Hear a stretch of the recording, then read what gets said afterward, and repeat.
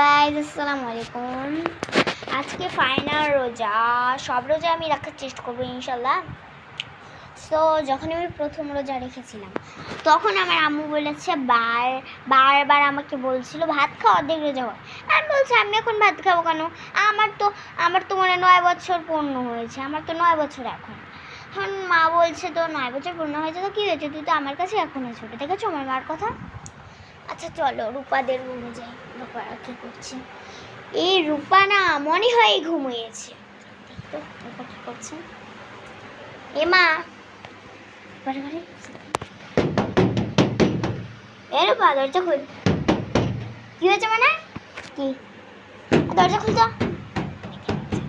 দরজা খুল, দরজা খুলবি না? ওই এই ভিডিও করছি, দেখ খুল একটু। ঘুমোচ্ছিস তো কি হয়েছে? খুল। এ শয়তানের কথা আর কি বলবো, এ ঘুমোতেই ব্যস্ত, এত ঘুমায়। সকালে মনে 3-4টা ঘুম দিল। সো ও রেখেছে মনে আজকে রোজা রাখিনি, কালকে সব রোজা রেখেছিল, কিন্তু আজকে ওর শরীর খারাপ তো, তাই আজকে রোজা রাখবে না, কালকে থেকে ও রোজা রাখবে ইনশাআল্লাহ। আমি সব রোজায় রেখেছি, কিন্তু আমার অনেক খিদে লেগেছিল, তাও নামাজ কালাম পড়ে বন্ধুদের সাথে ওই আড্ডাটা দিতে ছাদে গল্প করেছিলাম, গল্প শুনেছিলাম, তাই আর খিদা লাগেনি। তোর বাসায় এসে যখন আজান দিল খেজুর খেয়ে ইফতারি করলাম, ইফতারি করে এই ভিডিও করছি।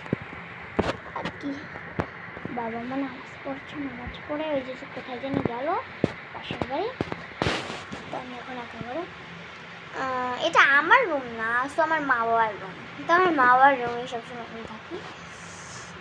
আর কি করার, দেখুন এটা আমাদের মা বাবার রুম। চারিদিকে কাপড় চাপড় ছুটিয়ে রাখে। আমাদের রুমটা দেখলে না অনেক সুন্দর, সোফা আছে, সোফা দুটো আছে, কিন্তু সোফায় লাফিয়ে ওই দুটো, ওই যে আমাদের বাসায় একটা ইষ্টি এসেছে, ইষ্টিটা ওই ছোট্ট পিচ্চি মেয়েটা অনেক কিউট দেখতে, তো সেটা পিচ্চি মেয়ে এসছে, ও আর ওই যে রূপা লাফিয়ে ওই এটা পঞ্চটা বের করে দিয়েছে। তারপর মা ওদের বকলো টকলো, তারপর ওই ছোটো পিচ্চিটাকে বকিনি, তো আর কি করার। সো এই পর্যন্তই ভিডিও দিলাম আমি, তো কালকে আমি অনেক ভিডিও দিতে পারবো। কালকে তো রোজা, স্যার মাদ্রাসায় যাই, মাদ্রাসা থেকে এসে আমি তোমাদের দিতে পারবো কয়টা বাজে ভিডিও? আমাদের তো 12টা বাজে ভিডিও দিতে পারবো। 12টা বাজে আমাদের ছুটি হয়, তো শুক্রবারের দিন অনেক ব্লগ দিতে পারবো, তার কারণ আমরা ঘুরতে যাচ্ছি সব ব্লগে।